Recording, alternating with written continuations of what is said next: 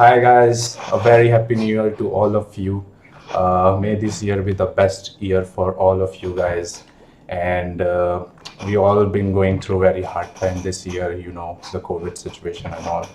But it happens and we have to overcome this situation, guys. So we've been doing this campaign from like almost a week or so, and we were working very hard. We posted everywhere, and lots of people show interest over the workshop, guys. And as promised, we will be coming with the live with this Get Hub workshop.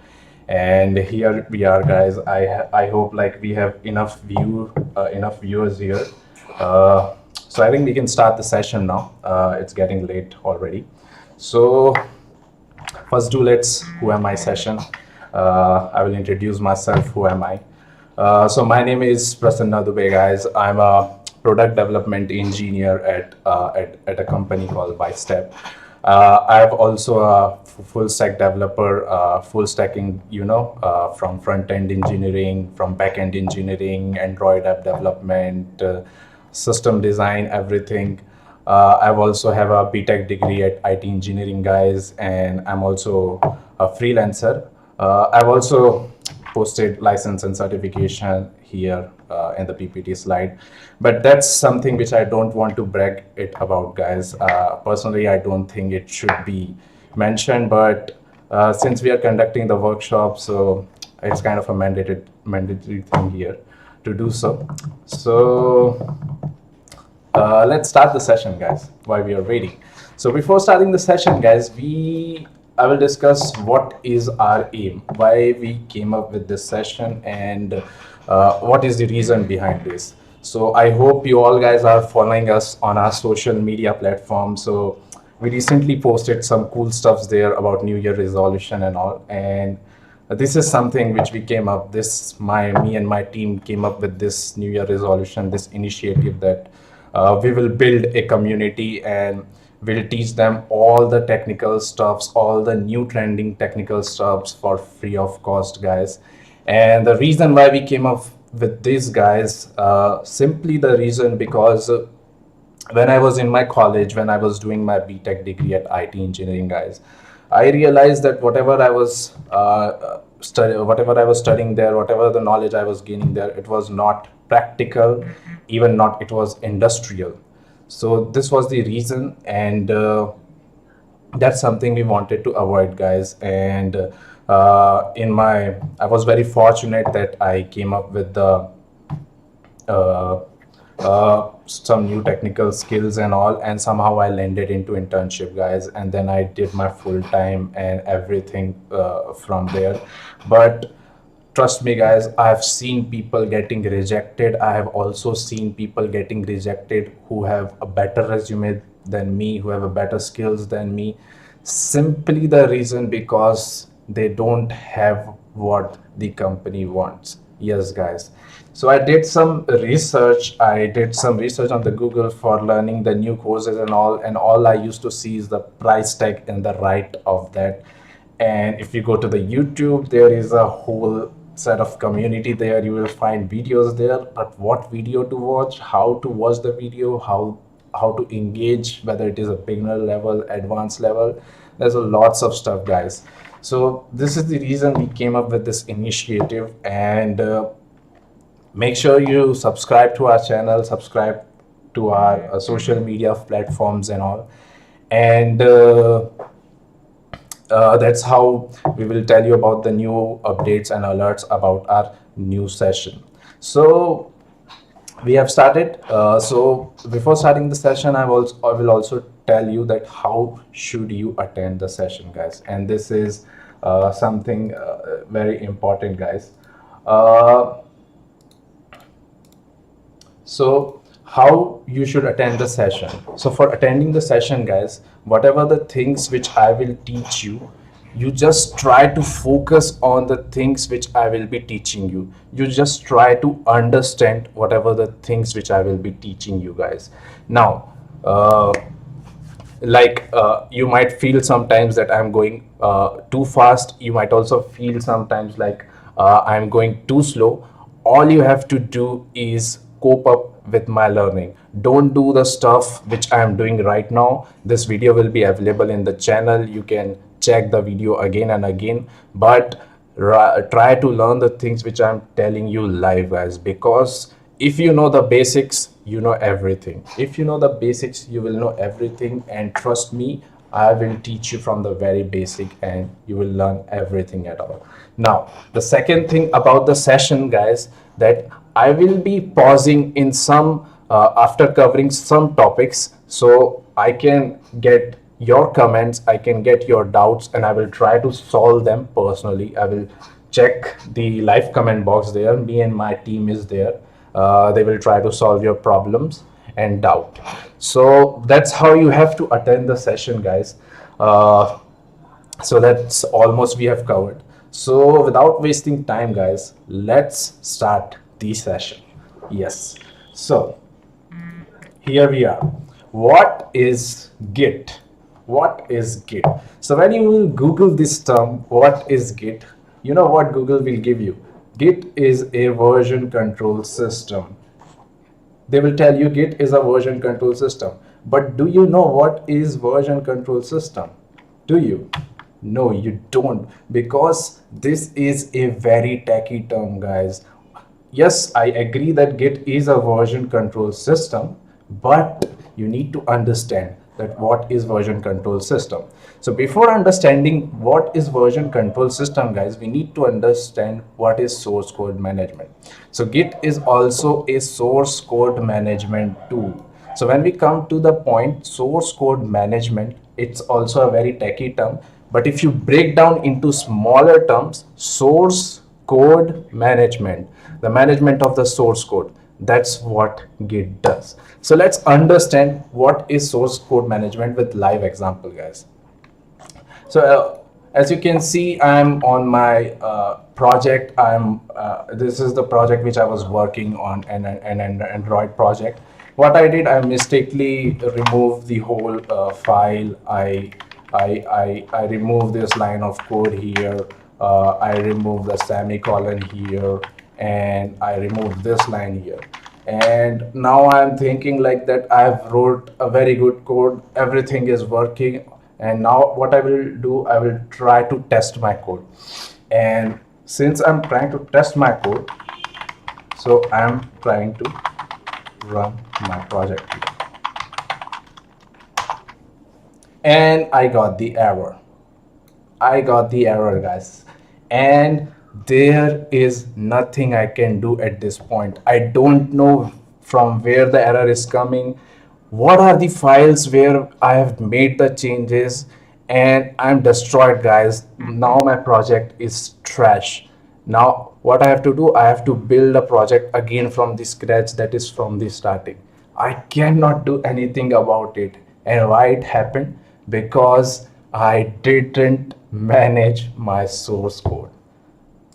And as I was telling you, Git is a source code management tool. So what would have happened if I would have used Git? So if I would be using Git, all I can do is I can revert my changes where I saved it earlier. So as you can see right now, I executed this command, I was getting error. So I know that something is wrong with my code. All I can do is simply revert the changes. So right now, don't go with the commands. We will go further in session and I will tell you what are these commands and how will they work. So I'm just telling you the things which you need to understand right here. So what I will do, I will check what are the files I have made changes. As you can see, there are a couple of files which I have made the changes. All I will do is I will just simply revert the changes. And now if I execute the command, will my project work? And as you can see, my project is running, guys. It is running. And that is the reason why Git is so popular, guys. This is the reason why Git is so popular, and every company wants Git because it tracks your detail and it tells you that what are the changes you have done and how could it cause problems in your project. So there is a lots and lots more to the Git. So as I was telling you, it is a source code management tool. So now I hope that you guys understand that what is a source code management. Source code management is nothing but the management of source code. So that is how you manage the source code.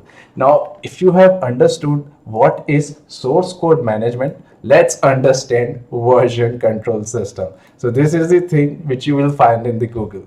So I will bring the slide for you so I can tell you what does a version control system.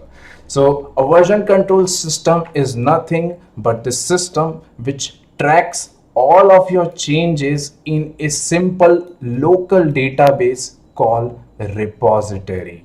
Yes, so this is a simple local database, guys, which tracks and keep details of your project, and it tells you that what are the changes you have made and what are the details here, as you can see in the project here. Now, what also repository does, it tracks all the changes here and it tells you that where you have made done the changes, in which line you have done it.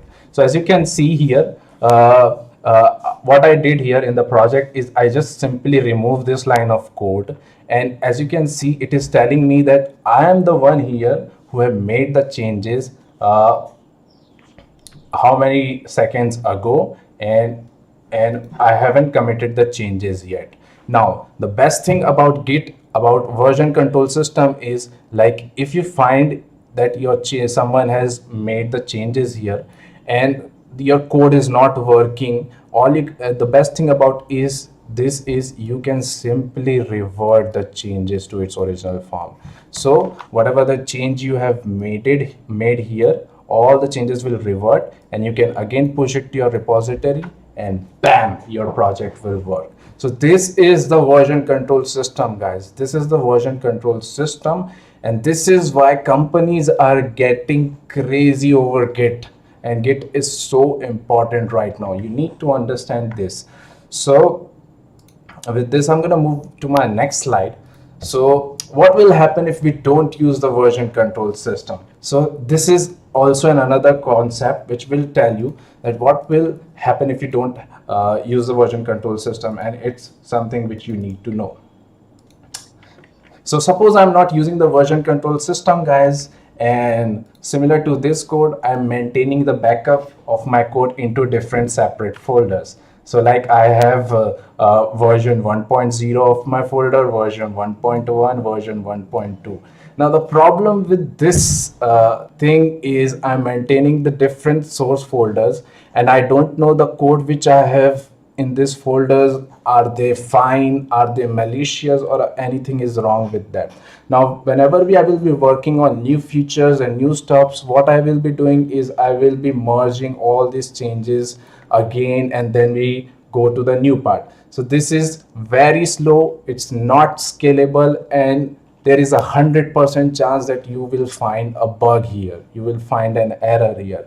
And you know, this becomes more and more complicated if two people are using this. Suppose John is working here and Mary is working here. He is working on a separate feature and she is working on a separate feature. Now the complication comes is if he brings down his project and he brings down his project, then they both have to manually merge and check their code and come up with the new version. And this is super slow, guys. This is the reason we bring the Git here, and this is the reason Git is so popular, guys. So I hope now you have understood what is Git and why it is so important.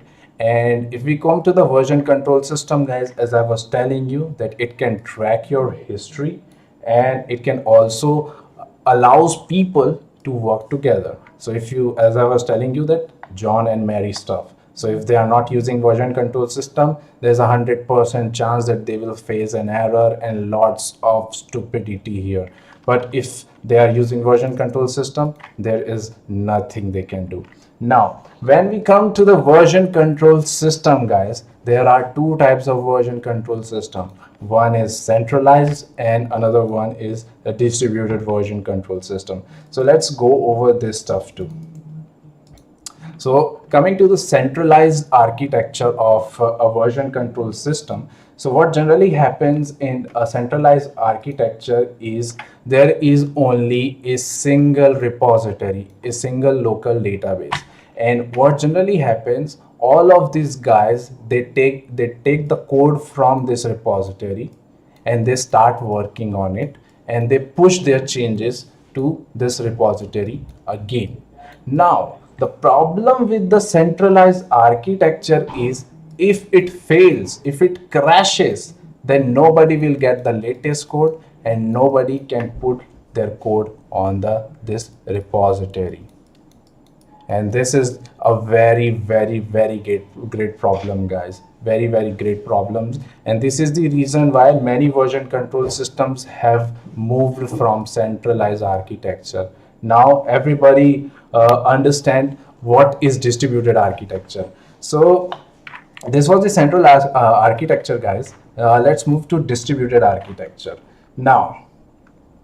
Going over the distributed architecture, I will bring my slide here. So this is the distributed architecture, guys. So as I was telling you that in centralized architecture, there is only single repository and everybody takes the codes from it. But when it comes to distributed architecture, so what happens in distributed architecture is everybody has their own local database. Everybody has their own repository. Now, what will happen here is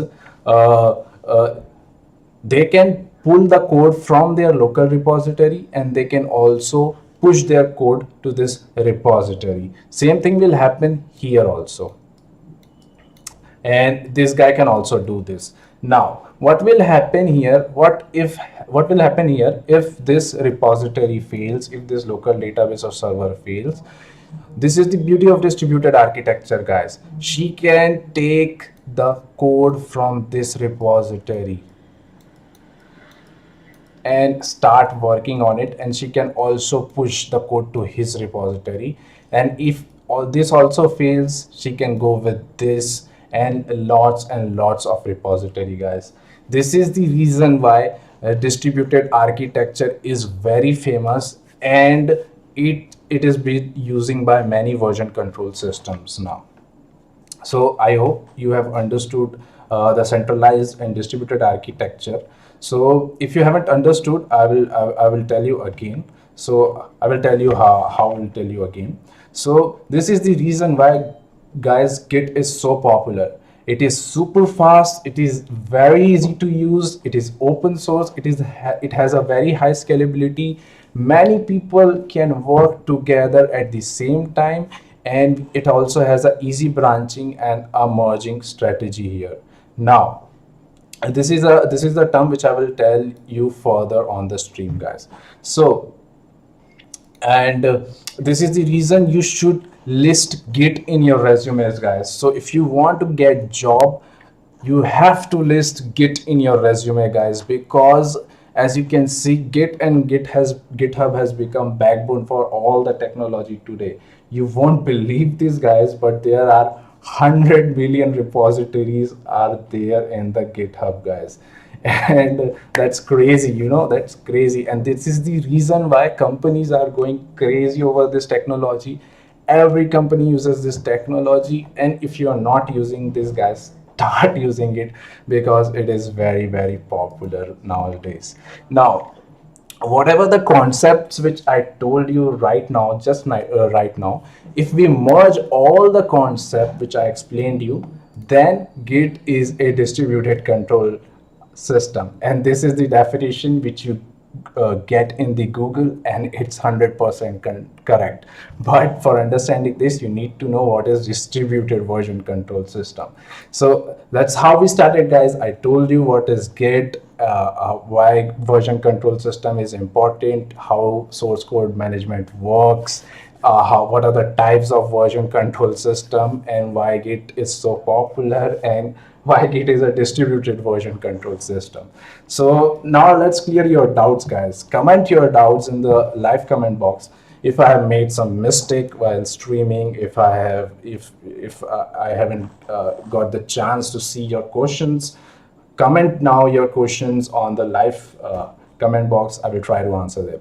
So here I will take a pause. I will watch your comments on the live comment box. So if anybody has any doubt, please comment. I will be waiting here now. Screen is not clear. Hi Anukriti, you can, I think you can improve the resolution of the screen. If you go to the YouTube settings, there's an option of called quality there, and if you are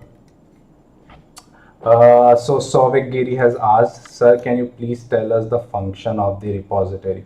So don't worry, Souvik. So right now I was just telling you about what Git is and how does it work. I will be telling you further in detail that what is a repository and how does it work. Sir, can you summarize? Okay, I will summarize it again. So if anybody has missed the part, I will again tell you. Now, please repeat the drawbacks of centralized one. Okay, definitely. Hello, give me an example of regarding this Git. How can we use it? Don't worry, Khushbu. I was just telling you what Git is and how does it work. I will tell you further what is Git and how we implement it and how we use it. Yeah, thanks, Ishfan Ahmed. I think you know the quality, right? Will you also talk how to use GitHub using command? Definitely, I will be telling you guys. Partha Chaudhary, can you list the topics you are going to cover today? So I can list the topics right now, Partha, but I will be telling you everything in detail. So I haven't made the list of the topics which I will be teaching you, because in Git you can go from any topic, but I have created the session and the PPT in such a way that you will understand things, what Git does and how generally it works. Difference between and GitHub, definitely Mayank, we will go over there. If there's one project with many different features being developed by yeah, so here is a good question, Gridhar. In distributed architecture, if there's one project with many different features being developed by a different developer, is it always being updated, or is updated into the repo and into the? So very good question, Giridhar. I will tell you on this. So I think most of you guys, I think they all missed the stuff which I just told you. So I will repeat it again. So let's go over what is Git and how does it work again. So as I was telling you guys, what is Git? So Git is nothing but it is a source code management tool. So what generally Git does, it manages your source code. So suppose if I made some changes in my file right now, and someone other change it and my code is not working on live. So what we can do, we can track all the changes that who have done the changes where, and we can simply revert back to the changes. Now Git is a version control system. Now what does version control system? Let's understand again. So I will tell you. So version control system is nothing but it tracks all of your code changes. It tracks all of your line numbers here. And if you make any change in the line number, it tells you that who made that change, at what time they made the change, and who has committed the change. And if you feel like your code is failing in live, it is not working, you can simply revert back to that code again. You can simply understand what does it work, how does it work, and your code will work again. Now coming to the types of version control systems. So there are two types of version control system. So if we go to the two types of version control system, the first type is the centralized architecture. Now understand this again, guys. So it is super important. You must be knowing that. So what generally happen in centralized architecture? So everybody will take the code from this repository. He will take the code, he will take the code, and he will take the code. They will work on this code and they will push the code to this repository. Now what's the problem here? If this repository fails, if the server crashes, anything happen, they won't be able to take the code from here, they won't be able to push the code from here, and everything will get destroyed. It's the same which we were facing without version control system. So nowadays most of the source control management tool, they don't use centralized architecture, they generally use the distributed architecture. So if you go to the edit with paint, so if you go to the distributed architecture, so what generally happen in distributed architecture, every individual have their own repository. So they can take the code from here, they can work in this code, and they can push the code. Now if this repository fails, if this server fails, any problem comes to this, what they can do, they can take the code from any other individual repository and they can start working on that code, they can work on it, they can push the code to their repository. If this also fails, they can also take the code from this repository and they can work. So as you can see, it is super duper scalable, guys, super duper scalable. So that's why many source code management tools, they use distributed architecture, and Git is the highly good example of this. Now I think somebody told me that if everybody is working on their own repository, so like Mary is working on her repository, she worked on her feature, so his changes will remain on his repository. Okay, so like he added some new feature, his changes will remain on his repository. These people won't get his new changes until they get the code from their repository. So what generally happen in distributed architecture is there is also a centralized repo. If these guys test their, if these guys are sure that their code is working, what they do is they push their code to the centralized hub. Now what generally happens, they will take the latest code to their repository from the centralized hub. They will start working on it by taking the latest code from their repo and they will again push it. Here they will test their feature whether it is working or not, and if it is working, they will push it again to the central architecture. So this central hub will contain the latest code. Yes, the latest code. So if this guy wants the latest code of this guy, he will bring the code from the central hub to his local repository, and then he will bring the code from his local repository to his own source code, and then he will start working on it. So right now it looks complicated, but I will tell you when we will go further with the commands that how to do it. And the reason why Git is so famous, guys, because it is very easy to use, and you will understand this when we will implement live here. So this was the most basic thing, guys, which I told you. So right now I will stop the doubts session here. If you have any further doubts, you don't have to worry about it. All you can do is you can comment your doubts on the comment section, not on the live comment, on the comment section. We will be connecting with you guys using our Discord server and all, and this video will be remain in our channel, so you can watch it again and again and you will understand the concept. So coming to the next part, guys, how to install Git. So I hope so we sent the mail to you guys that how to install the Git. I hope like many of you haven't received the mail, so don't worry about it. Let's go through that how to install the Git. So for installing the Git, so there are several people have different machines, and different machine will have different operating systems. Some might be using Windows, some might be using Linux, Ubuntu, some might be using Mac OS. So there are a couple of things. So what you have to do, guys, for installing the Git is, all you have to do is just write how to install Git in, you can write the direct name Windows, you can write your operating system name, or you can simply write even how to install Git. Now when you come to this page here, guys, you will see the download section here on the Git SCM. Don't go for installing Git, go to the third section which says download Git. You go to this page, and when you will come to this page, You can also directly go to this page using the URL, guys. So when you come to this page, guys, so there are three options you're getting. You can download for macOS, you can download for Windows, you can download for Linux. So as you can see my screen, I'm using Windows 10, so I will go to Windows. For Mac users, they can select Mac OS. For Linux users, they can select the Linux version. So as you can see, guys, I just opened the Windows download folder. It started downloading the Git for me. It is downloading. So while it is downloading, let's look how we can install the Git in Linux variant and Mac OS variants.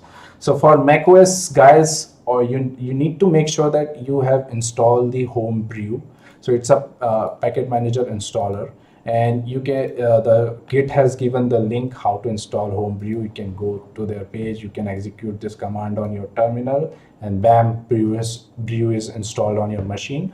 After installing the brew, all you have to do is execute this command, and bam, the Git is installed on your machine.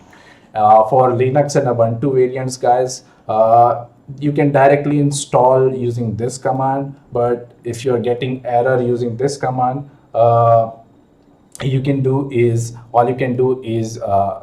you can get the package from add app repository. This will download the package, update your package manager, and simply install it, and bam, Linux is installed in it. So sir, please tell about the Xcode method. So hi Abhikal, you can so you can search about these things on Google, on YouTube. You will find that how to install Xcode Git using Xcode, but I will recommend using directly brew because it is super easy to install there. But if you have the doubt, you can simply go to the YouTube. You will find lots of videos there, hardly one or 2 minute video. So that was it. So as you can see, I have downloaded the Git. I will open the Git. So I've already installed the Git in my Windows, guys. Let's see if it is coming or not. Yes, it's asking for permission, and as you can see, it is telling me to install Git. All you have to do is select the different options here. You have to install some Git in your machine, so you can do that. It's not a big of a problem. You can install this. So I've already installed the Git, guys, so I will not be going over it. So one thing you all have to do, guys, that after downloading and installing the Git, if you want to check that Git is installed in your machine or not, well, all you have to do is open your terminal. So in Ubuntu and macOS, you can open the terminal. In Windows, you will open the command prompt, and all you have to type is git. I will increase the font so you can see. Yeah, all you have to do is type git space --version, and it is telling me not recognized. So let's open the PowerShell, check it, git --version, and as you can see, guys, it is telling me that my Git version is 2.292 Windows.1. So if you are getting this message, guys, congratulations, you have installed the Git on your machine. But if you're not getting this message, guys, don't worry about it. Skip the step right now. You just focus on the live workshop right now. You just focus on the things which I will be telling you. Comment your problem on the comment section, not on the live comment. Me and my teammates will try to connect to you and will solve your problem. So this is the most part, guys. This is how you install the Git. So as I was telling you, after installing the Git, you should execute git space --version. It will tell you that the Git is been installed on your machine or not. So now let's understand Git and its commands by creating a project. So this is something cool stuff, guys. So by creating project, we can only understand that how Git works and how its commands works. So one thing I will recommend you guys here, that if you're not using a code editor, please start using it. So if you don't, if you're not aware about what is a code editor, if you search you will find a lots of code editor, Atom, Sublime Text, and one of the most famous code editor which I will explain you guys is uh, I will recommend you, sorry, that is Visual Studio Code, guys. So this is one of the most famous code editors in the market right now, and everybody is really enjoying this, using this. So let's create a project, guys. So for a project I will be simply creating a normal HTML stuff. I won't be going over a crazy project. I just want to teach the Git right now here, but in future if you want to learn about making some web development stuff, so we have organized some awesome content, but for that you need to wait till the end of the video. So I will tell you that, or what are the things you need to do. So let's create a project, guys. So what I will do is on my desktop I will create a new folder, like let's say first my first project, and you can create this folder anywhere. You can create this folder anywhere, and if you're using the Visual Studio Code, all you have to do is go to the file, open folder. So I have created the folder on my desktop. I will select the folder here, and here we are. So coming here, all we have to do is we have to create a new file. So for creating the new file, you have to go file and new file. Now what you will do, press Ctrl S, or you can directly go to the save button, and here you have, make sure guys you save the file name with the same name which I'm telling you, that is index.html. Make sure that this all are in lowercase, because in HTML we save the file with the lowercase, guys. So press the index.html here, and bam, your HTML file is created. So I will create a very simple HTML for you guys. I will wait so you can copy the code. So let's create it. So for creating the HTML, guys, you need to provide an HTML tag, and you can see that's the cool stuff about using a code editor, that it automatically predicts that what are the tags you are using, and it suggests you that those tags. So in the HTML, we firstly use the head tag for telling the detail of that HTML content. Inside here, we will be adding the title tag, so it can tell that what is the title of your HTML. So let's say get a workshop, and let's create the body, and inside body we'll create the h1 tag, and we will write like my first HTML. Okay, someone told me to increase the font size, so I will increase the font size. As you can see the font now. So I will write like my first HTML project here. So I will give you some time, guys, to copy the code. I'm waiting for you. Meanwhile, if anybody has any question, they can comment on the live session.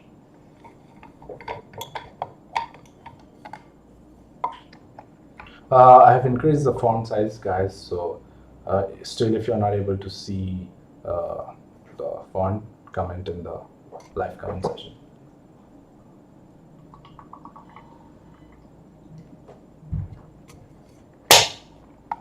Okay, thanks for that. So I hope you all have copied the code. But if you haven't, you don't worry about it. You can continue later.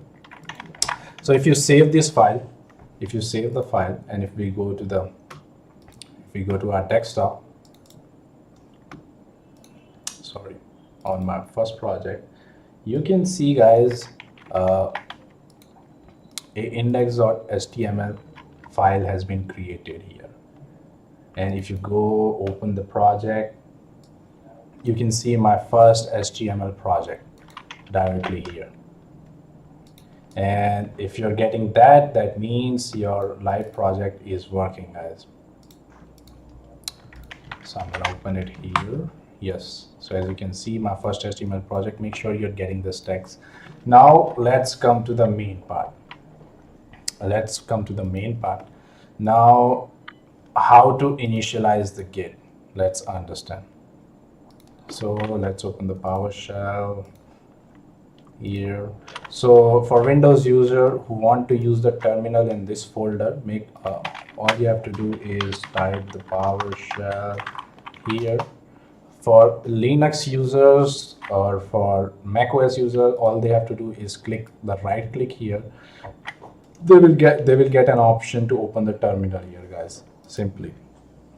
So here comes the main part, guys. So let's understand through slides. So Git init. So this is the most important part, guys. Make sure you give the full attention to it because this is something which is very important. So whenever we feel like that our source code is ready, everything is ready, everything is working, like as you can see here, my project is working, and I'm ready. I'm sure that my project is working. What we will do is we will push this code. So someone told me that that option is not there on macOS. So don't worry, Rishabh. All you can do is you can go to your home icon here, and you can search for the terminal, and from that terminal you can use the CD directories to redirect yourself to that code, so you can get there.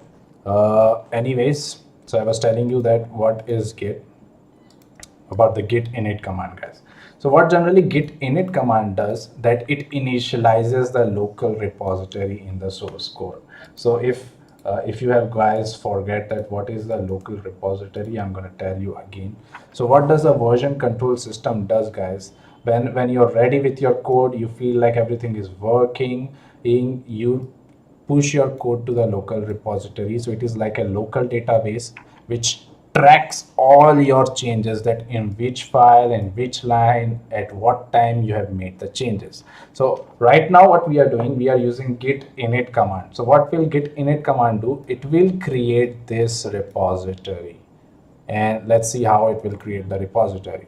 So as you can see, I'm inside my first project. If you're not here, make sure you are to your first project folder where you have created the git init file. So firstly, what we will do, we will create the git init command. I hope you can see the font. So I'm gonna execute this command here. So let's see what happens. For some reason I'm not able to execute this. Let's see. Yes. So initialize empty git repository in this folder. So when you execute this command, guys, you will notice that a hidden folder comes here. So this is your repository, guys. This is your repository. This is your local database, and this file will track all your changes which you will make in your source code, and generally this folder remains hidden. So if you are not able to see hidden, make sure you have tick marked the hidden items here. For macOS and Ubuntu, you can type the ls space -a command. It will show you all the hidden files there, guys. So when you do git init, guys, it creates a .git folder in your source code. Now make sure, guys, you don't delete this file. So right now I want to check that in which file I have made the changes. So let's go to our next command, that is git status.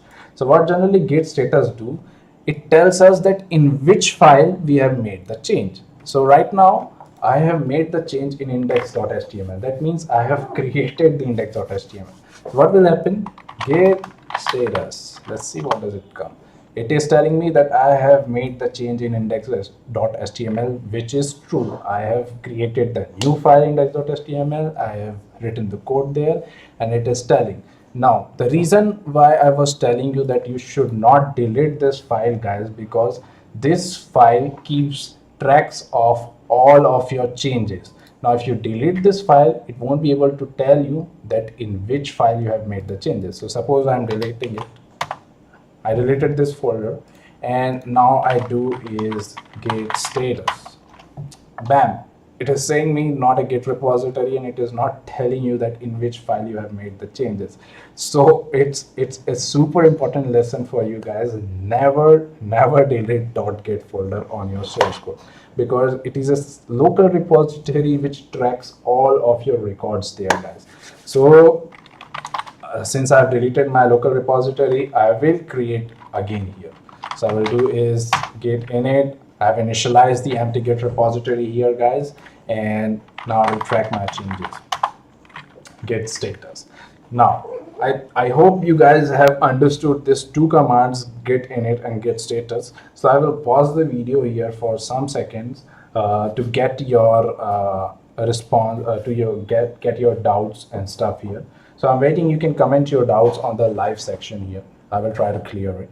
So I'll wait only for a few seconds because it's a very long session and we have to go further.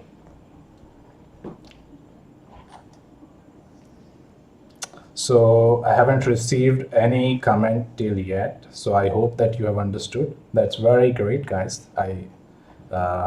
All good till now. So okay, so everyone has understood this. So I will move to the next command, guys. Let's move to the next command. So now comes the crucial part, guys. Now comes the very important part. Now we will understand how Git works. Git workflow. How does generally Git works? So for explaining this, I will be open my slides.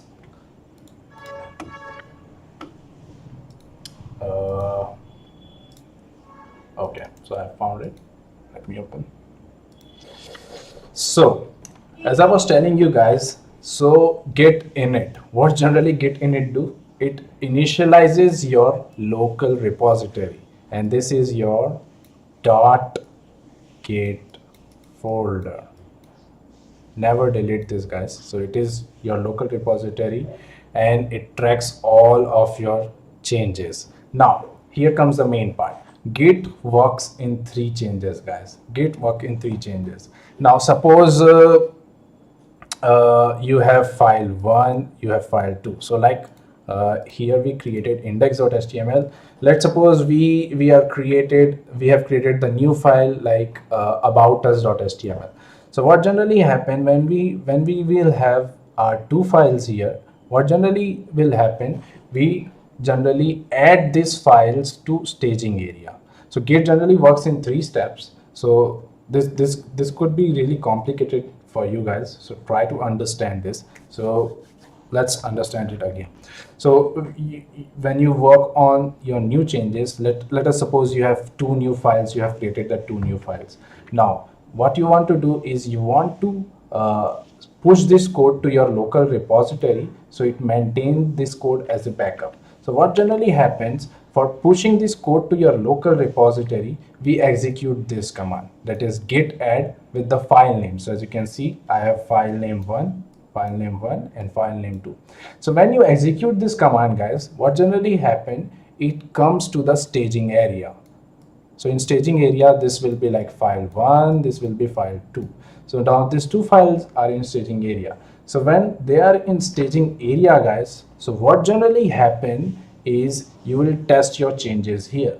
And if you feel like that you have screwed up anything, you can go back to your source code again from the staging area. Now in the staging area, guys, if you feel like your code is working, you can push your code to your local repository by using git commit -m initial commit, guys. So it will push your code to your local repository, and your local repository, that means this local repository, this small folder which you have created with the name of .git, it will track all the changes of this code. Now you're working on new feature, that is file 3 and file _3. You push it to staging area. You felt like, no, I've screwed it up, there's something wrong, I have also made changes in file 1 and file 2. All you can do is you can get the latest code again from your local repository and discard the changes. So I hope you have understood this concept. This is a very important concept. So I will wait here, I will check the live comment section. So if you haven't understood it, I will explain you again, because it's super duper important, guys. So comment in the live section if you feel like you are missing something.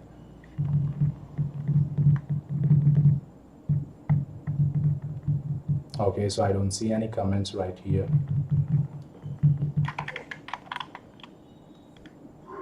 Okay, very great, guys. So please repeat. Okay, so I will repeat it again. So try to understand this again very crucially, very importantly, guys.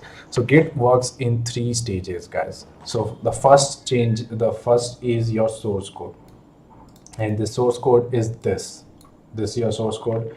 Uh, you're working on your latest changes. Now what generally happen is, this is your source code. Now if you feel like that your source code is working, what you will do is you will do git add file name file1 file to your staging area here. Now I will do the same here too, so you can understand with a live example. So I will firstly check the changes, that in which file I have made the changes. So I executed git status. Now I want to add this code to the staging area. I'm pretty much sure that my code is working. Code is working. I will put it on the staging area. So for adding this file into the staging area, you have to do is git add, and you just copy the file name, paste it. Now my file is on staging area. Now how can you detect that your file is on staging area? For doing it, you again have to do is git status. So as you can see, the file color has changed, index.html. Now when you put it down to the staging area and you felt like my first HTML project, so I felt like HTML is not in the proper way. So what I will do is I can go back again from staging area to my source code again. So what I will do for coming there, we execute this command is, for coming back, we have the command called git reset file name. Yes, git reset, and if you do the file name and if you do the git status, you can see it has again changed to the index.html. So the point here is, guys, when you feel like your code is ready, you add your code to the staging area using git add file name again. Now in the staging area, if you feel like no, there's something wrong, we have to make some more changes, you can bring back your file again by using git reset file name. Now in the staging areas, if you feel like everything is working, everything is fine, you can directly commit your file to the local repository. That means the repository, this .git folder will now contain all the code which you have made the changes, like here. So now I will add the project. Now I'm going to commit it. So right now, as you can see, my file is, I have used the git add command index.html. Now what will happen now? Right now this code will be on my staging area. So if I do like git status, you can see it is showing index.html. Now what will happen is, if I do git commit -m, I'm writing some message that it is my first commit, and now my code moved from staging area to local repository. Now what will happen if I do git status? Nothing is showing, guys, because now my code is on local repository. Now I cannot go from staging area to this code again. So make sure you check your code on staging area, guys. If you feel like in staging area that everything in your code is working, then only you commit your code into the local repository. So after doing that, whatever the code you worked on, your code will track the latest code from the initial commit. So whatever the code you committed, now your local repository will consider it as the latest code. Now whatever the new feature, new file which you will work, it will show the difference from the latest code, whatever will happen.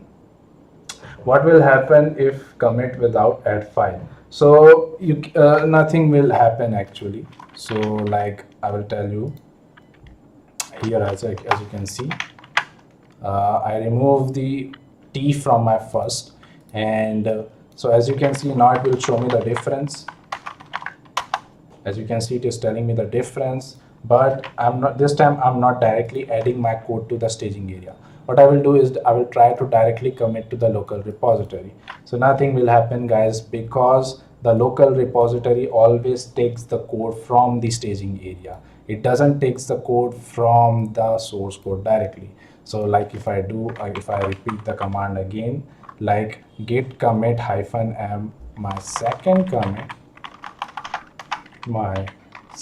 commit, as you can see, nothing to commit because I haven't added the file. It is telling me you need to add the file into the staging area, then only you can commit. So the point here is, whenever you want to commit the code in your local repository, you need to add the code in the staging area first. That means you need to execute this command to add it into the local repository, and this is what we do with the git commit. So after doing this, guys, is what generally happen, this your local repository, this will point to the latest code which you have committed. So this is the thing, this is the simple git workflow. So don't worry if you haven't understood it, it doesn't really matter. All you have to make sure, guys, that whenever you commit your changes, make sure you add the changes in your staging area, then from the staging area you commit. So some people have commented, what if we want to make change after I commit it to local repository? So don't worry, Samir, what you can do is you can work again on your changes. So as you can see, I have committed the changes called my first HTML project. Now I felt like I don't want first, I only want FIRS. So what I can do is simply I will firstly make changes to my source code, I will save it, and again I will do git status, I will do git add by the file name, and I can simply commit my third commit, and that's how it will work. So you can always modify your changes. So I don't see any other messages. My guys are going good, they are clearing your doubt. So I will move to the next session, guys. That is now, yeah, so this part. So as I was telling you guys, whenever you work on your code, you always add your code from working copy to the staging area by using git add command. And if you want to move from staging area to repository, you use commit command, and you can always take the latest code from your repository and you can start working again. And this workflow you have to follow in Git. That is always add, then commit, then take the latest code, then again add, then commit, then again take the latest code. So this is a very good practice, and that is how the Git will track your changes and all. So what is the importance of commit, guys? So this commit, why it is so important? So what generally happens that each commit generally contains a separate unique identifier, and the message which you are providing, it will also be there here on the message. It will also contain the author info, that who has made the changes by his name, at which date time they have made the changes, and this commit finally store that code into your repository. So always make sure, guys, you firstly make changes to your source code, then you add it, and then you commit it. So this is the very importance of commit, guys.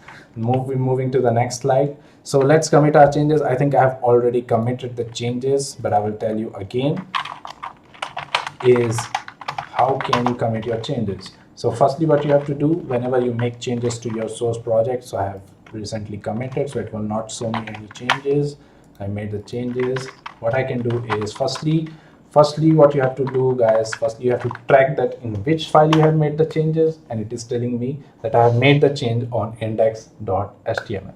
Now what you have to do is you have to add it to the staging area. And how you will add it? Git add by the file name, guys. And how you will edit? By the file name, sorry, you have to edit by the file name, that is index.html. Copy it, and there you go, it got added. So when you do the git status again, it is telling me that my file is now on staging area. Now for moving it from staging area to repository, what we will do is git commit -m, and I will post the message here. So I will like my third commit, and there you go, my file got committed. Now if you do the git status here, it won't show you any changes because all of my changes now are on the repository, and they are the latest changes. So that's what generally is the git basic git command. So now you have any doubts on your this commands, guys, which I just showed you right now, ask me on the comment section. If we've done changes in different file, do we have to mention each file? Very good question, FG Solutions. So there is a beautiful thing in Git. So it's the shortcut. So like I've created abc.txt or whatever, and I've created the new file again, sdf tst, and let's say that there are 1,000 file I've created. Now all you have to do is, you don't have to put like git add and name all the names of their file. You don't have to do it. You generally simply have to do is git add dot. So right now it will be showing me that I have created 2 new folders. Now I won't add their name in the git add. All I will do is git add dot, and it will add all the changes to my staging area. So now if I do git status, you can see my file are now on the staging area. But since I don't want it, I'm gonna simply git revert dot by revision. So I'm gonna put it by the file name.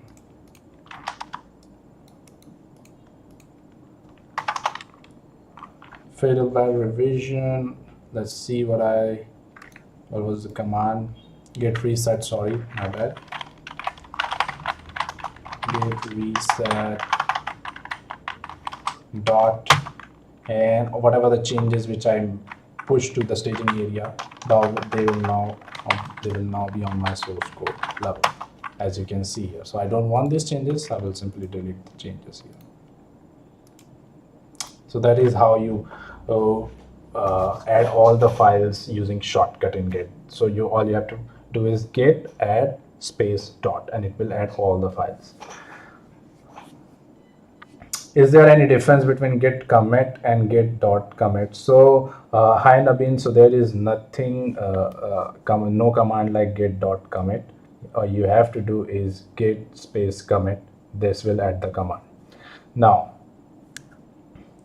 yes, we can also have folders, so you don't have to worry about it. Like let's create a new folder like abc folder, and inside the abc folder I put like abc.html. Now it will tell me that what are the files I have added again.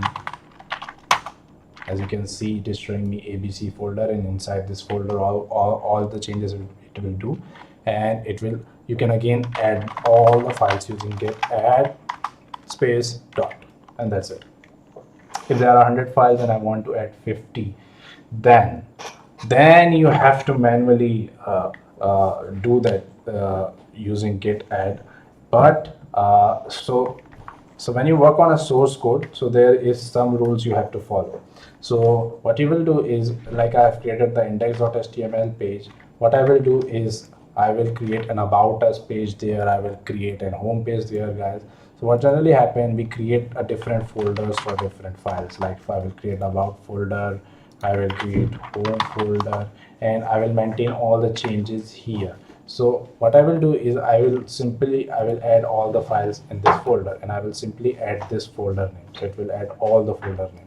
But you cannot simply add, you cannot do this shortcut that out of 100 files, if you want to add 50 files, then you have to manually name them. So there is no way. And there is one more thing, that it is a very bad practice to keep the 100 file changes. So all you have to do is you have to test your changes whenever you create new feature. Like you worked on 5 files, you test your changes, you commit your changes. Now you again work on your 5 files, you test your changes, you commit your changes. You never go for 100 files, because you will then definitely get these problems of adding 50 files from the 100 files. So always commit your changes, because it will simply work as a backup for you. So like if you worked on 100 files, let us say you made the mistakes on 25 files. Now what? You cannot revert your code there. So it's always best practice that whenever you work on new feature, you simply commit the changes, so you will always have a backup there. So that is the most basic thing of Git, and that is the reason why most people use Git. Uh, so I've told you much about Git. So that is all about Git, guys. So let's move to GitHub. So git add dot will add only changes to staging area or all of the files. So it will add all of the files to the staging area. If you do git add file name, then it will simply add the file name to the staging area. We have git desktop. Which one is good? CMD. Good question, FG Solutions. So I will never recommend you guys, don't use git desktop. Don't use git desktop. So there are many things in git, like git kraken, source tree and all. So what they do, they provide a user interface for doing all this activity. Don't do this, guys, because in industry, so when you will work on your server won't have the what we say like user interface. There you won't get the user interface. There you have to execute by using command line, and always use command line, guys, because the first thing, it will become as a practice to you. You will understand all the concept, that how it is working. Second thing is, it is supported everywhere. So as you were talking about git desktop is only supported on Windows. You cannot use in Ubuntu and all. So never use git desktop. So what is the difference between git revert and git reset? So there is no command like git revert, Abhishek. So there is a command like git reset. So I was getting confused about git reset and all, because I haven't used git reset command from a very long time. So whenever you have to move the changes from staging area to the source code level, always use git reset. So that's enough, guys. Let's move to the GitHub. So GitHub is a fresh topic. So what is GitHub? So GitHub is a code hosting platform for your version control and collaboration. So here, this is the place where you can manage all your repository. So what you are doing is, right now what you're doing, you are creating the local repository on your local. Now suppose you want to deploy your project. Now what you will do, when you want to deploy your project, what you will be doing, you will be sending this repository to your online repository. Yes, your online repository. And GitHub is that platform. Sorry for that. GitHub is that platform where you can create the online repository. So not only GitHub, there are many platforms, guys. So if you search the competitor of GitHub, that is the Bitbucket, you can also store your repository here. It is a very good platform. But right now I will be telling you about the GitHub, because it's most trending topic. Now let's move to the GitHub. So for moving to the GitHub, guys, you need to create account on GitHub, and GitHub is super free. You don't have to worry about this. For creating the account on GitHub, is all you can do is go to the github.com. When you go to the github.com, guys, you will find a sign up page here. Go to the sign up page here, add the username. Make sure this username should be unique. Like if you're using Instagram, they ask you for a unique username. Add those username, add the email address here, and add the password here. So you do that. I will take a short break, guys. I will take a short break of 2 or 3 minutes. So you do that, and if you have any comments, ask in the comment section. My team is watching the comment section. They will try to answer all your questions.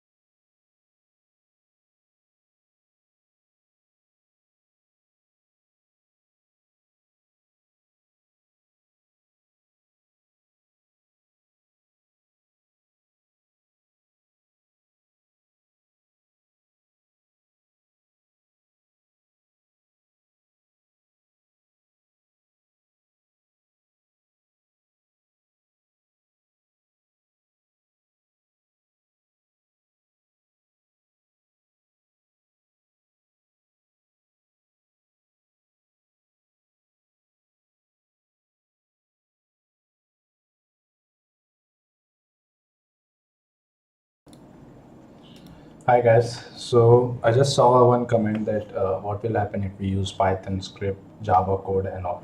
So you don't have to worry, guys. So Git works for everything, whether it is a Python project, whether it is a C++ project, whether it is a Java project, HTML project, any project, any project you can implement the Git. You can simply save your code as a backup there, so you don't have to worry.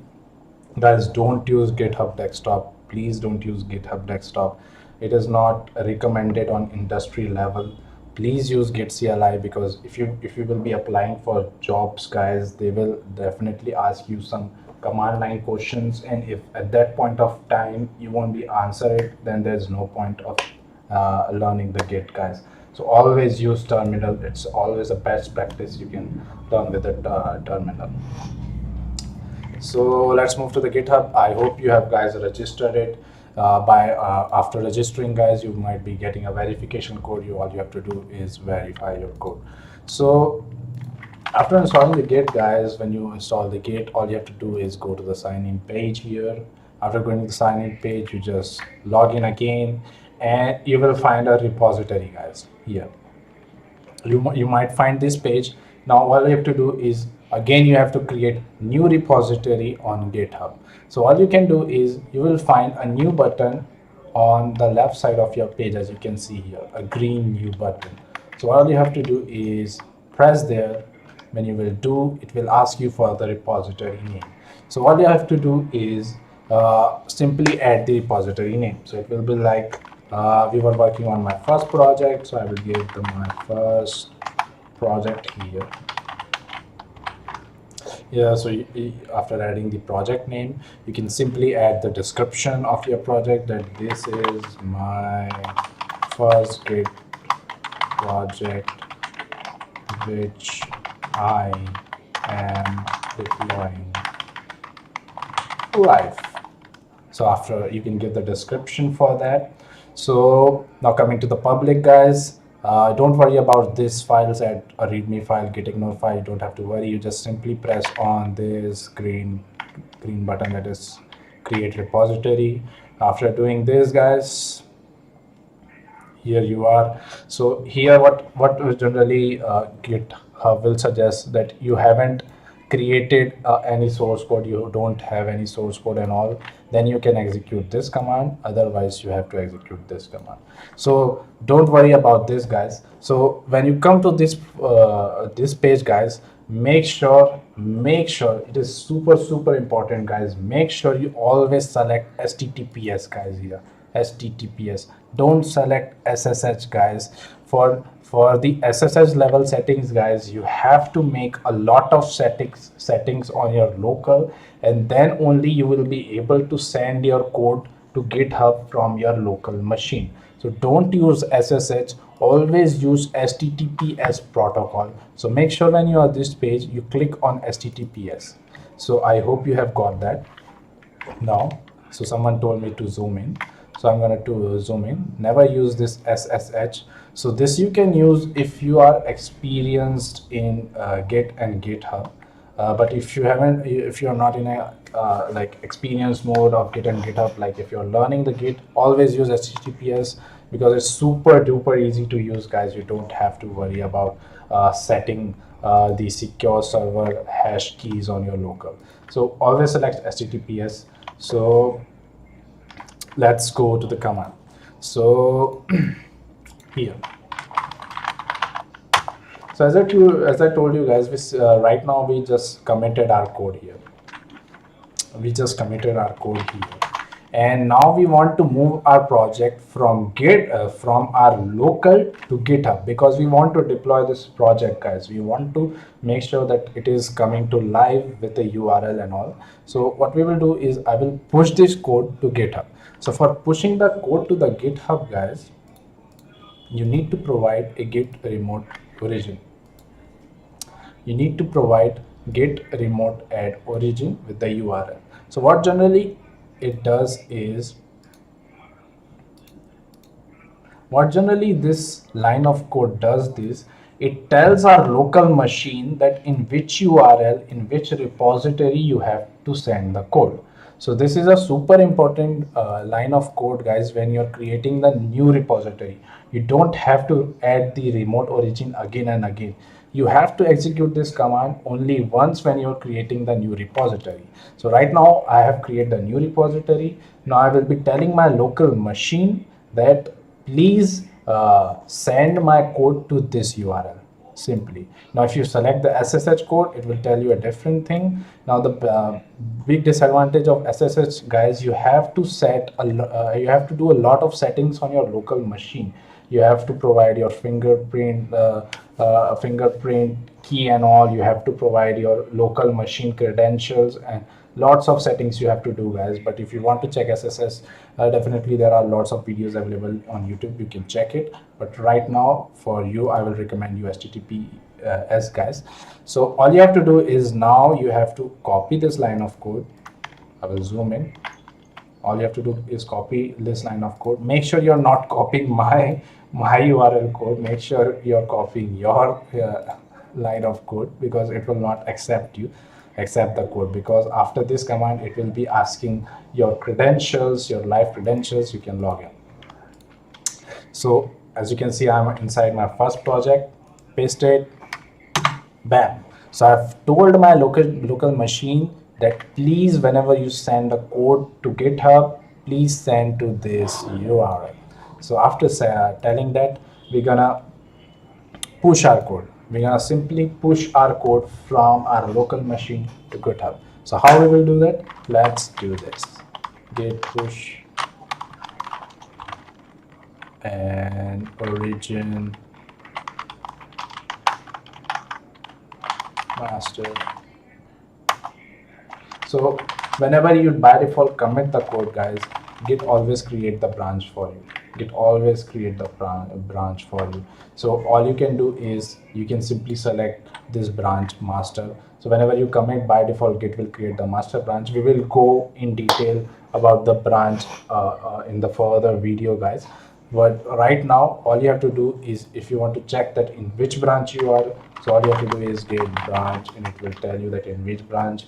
Now I will be telling my machine that you take this branch to my GitHub. So for doing that, all I will do is git push origin and the branch name, that is master. So after doing this command, guys, you will be asked to log in on GitHub. A page will come here. They will ask you to log in for they will ask your credentials and all. Since I have already inserted the credentials in my local machine and the token is already there in machine, so it is not asking me. But when you will do this for the first time, guys, it will ask you for your live credentials. Now after pushing the code, guys, all you have to do is, when you are in this page, refresh your page here, and as you can see, my code is there on my GitHub. As you can see, my code is there on GitHub, and it is telling me that 19 minutes ago I've committed. It is also telling me my message. It is also telling my username that I have committed the code. So that's how you move your code from your local machine to GitHub. Now the main challenge is how we will deploy the project here. So I'm going to go to my Google slide and check that whether I'm missing on anything or not. So as I told you, first you need to add the remote URL to your source code. So you will be telling your machine that this is the URL where you have to take my code. Then you will check your branch.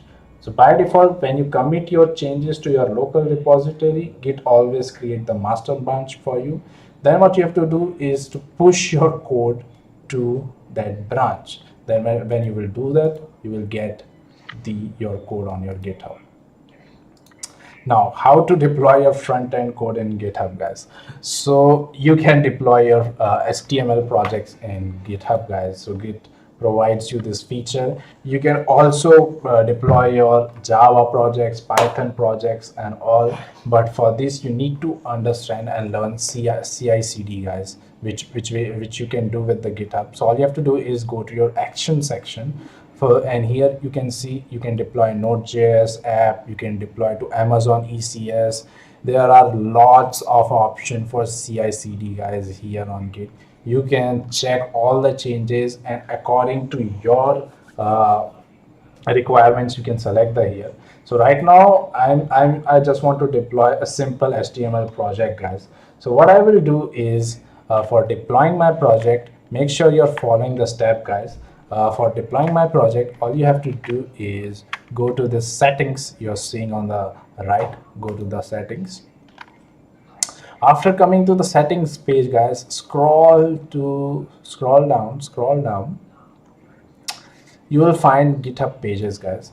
GitHub pages. Now GitHub pages, what generally it does, it deploy your local changes, local HTML changes to their pages. So here what you have to do is, firstly you have to select the branch which you want to deploy. So as we were discussing, guys, whenever you commit the changes, by default master branch come, and I want to deploy my master branch here, and I am on my root folder. My index.html is on my root folder. All you have to do is save. Now you scroll down after saving the page, and you will be seeing the link, guys, and this is the link for your live project. All you have to do is visit the project. So site not found. Let's see what is wrong. Your site is published at, okay, something is wrong. Let's see what is it. I will go to my code here. Looks perfect.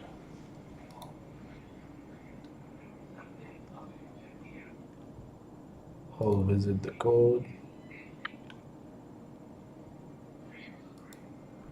Okay, no problem, guys.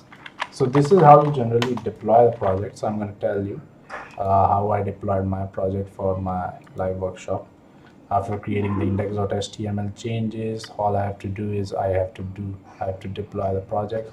So I went to my GitHub pages, and as I visited, as you can see, my changes are live now. So this is the page which I created for you guys, so you can join the session. And as you can see the changes, that I've made the changes on my index.html here. It's all the index.html code, guys. So this is something, this is the learning, guys. So what generally happened right now, what we did, we created the repository. Now what we did, we tried deploying our project, and it failed. It failed, guys. So this would have caused a greater damage if you have worked on the live. If you work on the live, that you deployed your project and it isn't getting deployed, you're getting this error, then you are in a big trouble, guys, here. So generally, most of the times, what generally happen is GitHub sometimes takes time to deploy your project. So right now, our project has been deployed here. So where was my repository here? My first project. So generally, GitHub takes some time to deploy your project. So we have our session further. So we'll come visit here. We will visit this page again after 5 or 10 minutes, and I will show you that our changes has been deployed or not. So that is how GitHub works, guys. That is how you can deploy your project to the GitHub, guys. Now there are CI/CD options. If you're working on Java project, Python project, you can also deploy there. There are lots of videos, guys. All you have to do is you have to check out YouTube, guys. You need to learn how to search the things on your YouTube, guys, so you can simply deploy your projects there.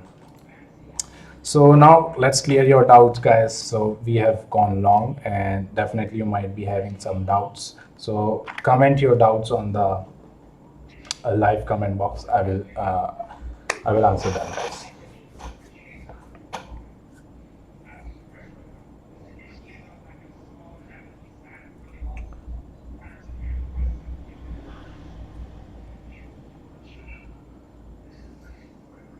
So I don't see any comments. So I think everybody has got the things which I was telling you guys. So let's move further, guys.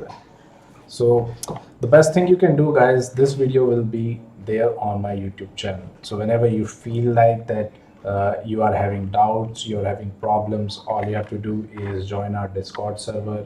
You comment the code here, and we will try to answer them. And somebody has asked the question, if I use git push origin branch name, will it only push the branch with the branch name, leaving other branch? Exactly, Rishabh, you are exactly right. It will only push your branches, and that is what we will be learning next. Uh, that branch thing. So we can create new branches and we can simply push those branches to our repository. If we are in GitHub, then we don't need the commit command, right? Exactly, we don't need the git commit command on GitHub, Ivan. So generally, whatever the changes you do, git status, git add, all you have to do is you have to check your changes on your local, and when you feel like everything is working, you push the branch to the GitHub, and that is all. If 25 developers are working on the code, how this can be automated? Hi Pradeep, so stay tuned to the video. I will be telling you that how this will be automated and how can you check it. So we will be coming to the concept of git branch. So Indrajit, what is a rebase? So I will be telling you, Indrajit, what is a rebase. So what generally happens is sometimes many people create a different branches, and what generally do, they all push the code to the single branch. So like I'm in my master branch, I pushed all the changes to the my master branch. Now what generally happen, it sometimes create conflicts. What generally happen, you sometimes you won't see your latest code there. All you can do is you can simply rebase the code. So what generally happen, it will take the latest code from your master branch to the develop branch, and the changes will work fine. So this is an advanced concept, git rebasing. So I will be telling you further, so do not worry about it. So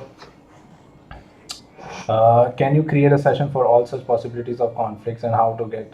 Definitely, Nikhil. So I will try to create the videos for all the session. So right now I think the session is going long, so I will move further, but definitely.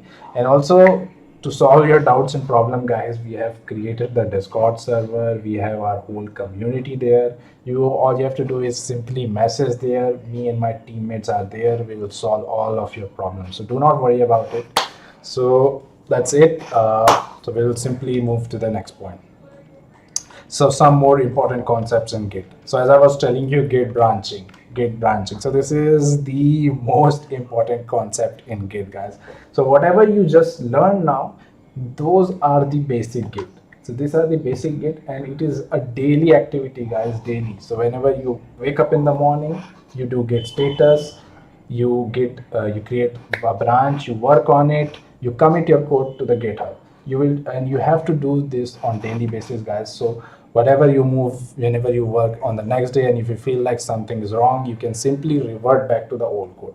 So that is the daily activity Git you should perform. Is the number of repos we can create? No, you can create unlimited repos on GitHub, guys.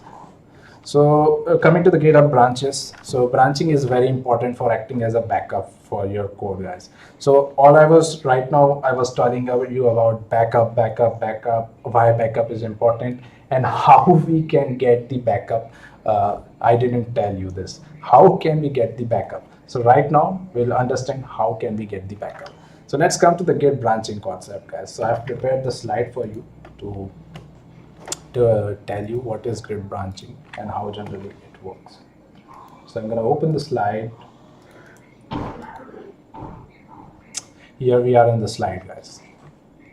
So whenever you commit your changes, whenever you commit your first changes, what generally happen, it creates a master branch. So as I was doing here, I committed my first change. What generally Git does, it automatically created the master branch for me, as you can see here.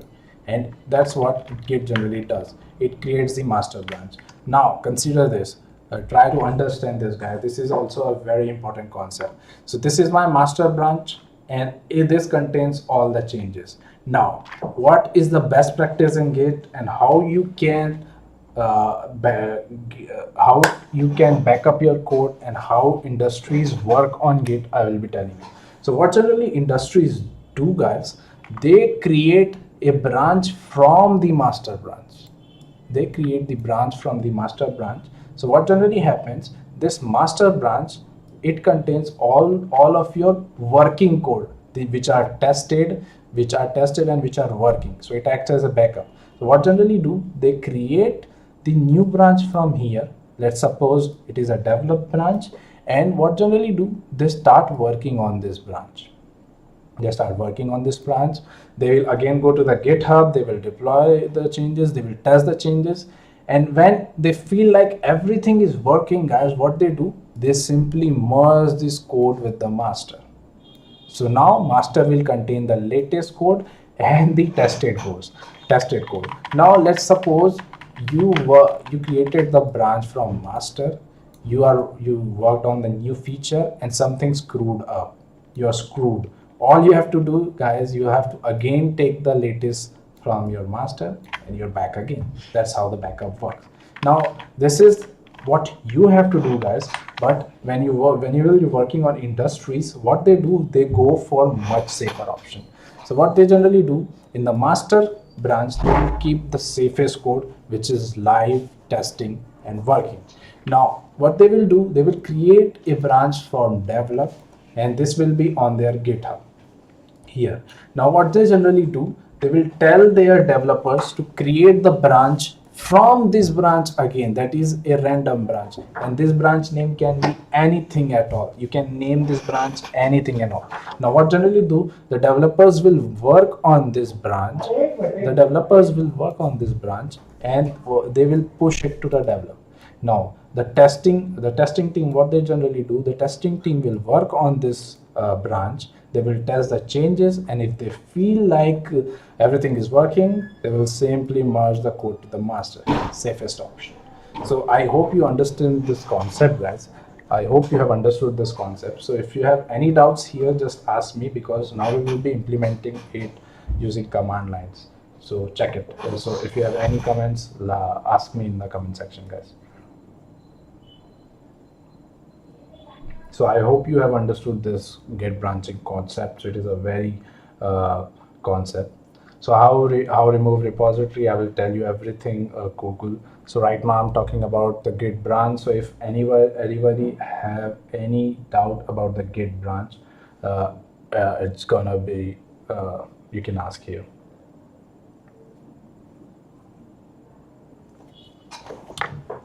So somebody told me to repeat, so I will be repeating in a very short term, guys, in a very short form. So what generally happens whenever you create branch, whenever you commit your changes, by default a master branch generates. But this master branch is the safest branch, guys. Never work on this branch. You always create the branch from the master branch and name it like develop. You start working on your changes, you push the code to the GitHub, you test your changes, everything is working. Then you simply merge the code to the master. And why it is so important? Because the master will now contain the safest code. So even if you screwed up in develop or any other branch, you can always take the latest code, and bam, your changes will work again. You don't have to worry about it. So this is a simply branching concept. So this is the things. So how merge works, I will be telling you right now. So let's go to the commands. Let's see how we can create the branches and how does it work, guys. So let's do this. So for creating the branch, guys, there are many different commands for creating the branch. So what generally happens is, all you have to do is git checkout -b. -b denotes the checkout that you are creating a new branch. So what generally happen, if we go, so right now if I do git branch, as you can see there is a master branch. Now what generally happen is, I want to create the branch from the master branch. So all I have to do is, first I have to make sure that I'm in master branch. Now what I will do is git check, sorry for that, checkout -b, and inside double quotes I will name the random name of the branch. So I will say like first branch. There you go. So now if you do git branch, as you can see, now I am in Prasanna's first branch, which is from the master. Now what I will do is, I will test my changes here. I will do everything here. You will work everything here, and then merge your changes to the master. So now I want to remove this title tag. So what I will do is I will simply go here and I will say like PD's project. And what I will do is again I will do the same thing, guys. So practice this, you learn this, you just exercise this again and again. All you have to do is first give status. It will show you that what are the changes you have done, in which file you have done the changes. All you have to do is git add. We will be moving it to the staging area dex.html. Now I will be committing it to my local repository and I will say that I have changed the title tag here. There you go, I have committed the changes. All I will do is git branch here. So here it is my branch. Now I will push this branch to my GitHub. And does anybody remember what's the code for pushing? So no problem. Git push origin, and I will define my branch. There you go. So now it is for pushing my code to the branches, guys. So now all you have to do is you have to visit your GitHub. I will go to my repository. That is my first project here, and as you can see, GitHub is showing that my first branch had recent pushes less than a minute ago. Now what we will generally do, we will compare this code with the index.html and we will check that what are the changes I have made in the new branch, which in respect to my committed branch, my master branch. So I will go is compare and pull request. So what generally it will do, it will show me that what are the changes I have made. This is the coolest feature of the GitHub, guys, that you can see what are the changes have been made from the title tag. So as you can see, it is clearly showing me the red tag that I have replaced the title tag here with my new tag here. Now all I have to do is I have to merge these changes to my master branch. So right now this change is on my master branch and this change is on my new branch. So for pushing my new change to my master branch, I will simply merge it. So for doing that, I will be firstly creating the pull request here. So after creating the pull request, guys, you can see Git is giving me the option to merge the pull request. All you have to do is click on the merge pull request. You have to confirm the merge and GitHub will automatically merge your code, guys. So now if you go to your code, you can see you are on your master branch and you can see the titles has been replaced, and you can also see that there are 2 branches. So this is how branching works on Git, guys. So all you have to do is you have to make sure that your master branch is the safest branch. You do not work on this branch. You always create the new branch, you push your changes, and you always compare your changes on your pull request with respect to master branch.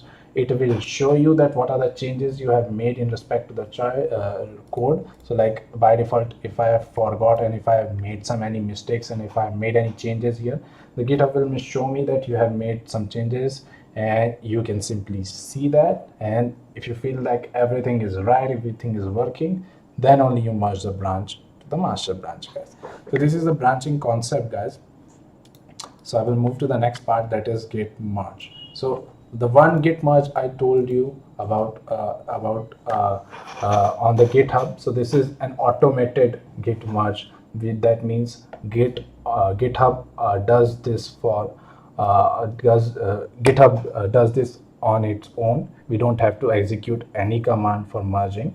But if you feel like you have to merge the code on your local, you can also do that, guys. So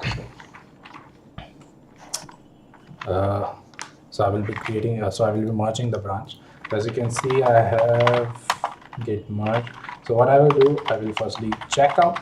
So also, guys, to switch from one branch to another branch, all you have to do is git checkout and define the master branch name. So I want to check out to master branch. There you go. I switch to master branch. I simply do git branch and I'm on the master branch. So what I will do is I will create a new branch from here, that is checkout -d and Prasanna's second branch. So I've created the new branch, and all I can simply do is I can merge the changes of this branch to this branch. For doing this, you need to make sure that you are in this branch, and after this you have to do is git merge and define the branch name which you want to merge. So if I want to merge, so like right now I'm on my second branch. So as you can see, I'm on my second branch. You can see here the code here, and it is telling me git and GitHub workshop. Now what I will do is I will merge the first branch. Bam, I did that, and as you can see that index.html have made some changes. When you come again to your project, it is telling you that it has merged the latest code to your branch, and as you can see the title has changed. So you can also do it manually guys, but I will always recommend you to go to the GitHub. You check the code there, because they have a very good UI. You can simply check that what are the changes you have made with respect to another branch, and bam, you just have to merge all the changes. Can you show how to create a pull request to someone else repository? So that's not a good practice guys. So yes, you can do, but for that you need to add the another user. So if you want to push your code to someone else repository, all you have to do is ask the ask the one who has created the repository to add you as a contributor to your repository.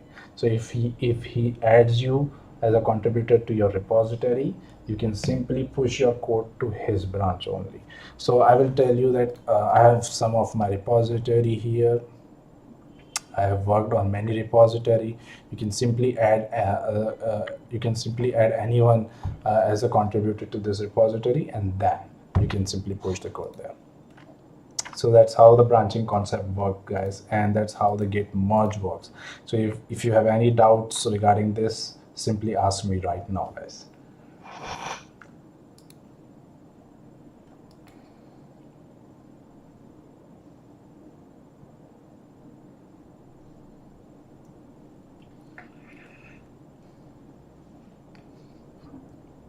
So I don't see any doubts guys, so I will move further because the session is going long and we have some more topics to cover.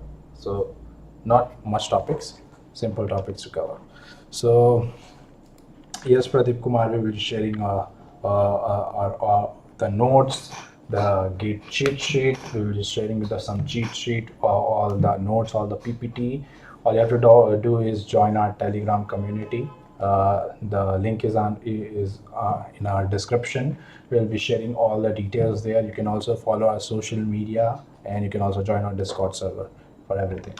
So that's it guys. So let's move to the new code, that is git pull. Now git pull is another amazing question guys. So Indrajit has asked question, what is the correct order to do merge new feature code to master and then deploy to production? Deploy code to production, develop and test it in local branch. And of course Indrajit, I think you already know this answer, that always do the second one.